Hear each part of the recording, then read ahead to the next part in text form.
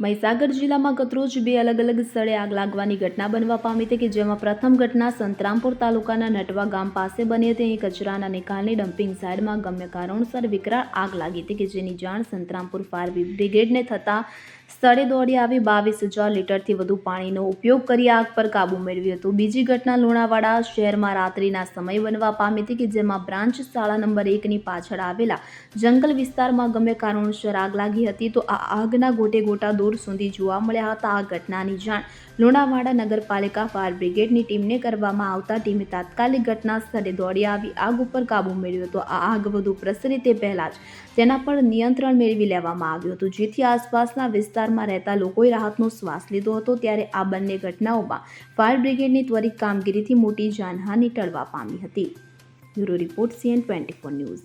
હવે જુઓ દેશ દુનિયાની તમામ ખબરો તમારી આંગળીના ટેરવે।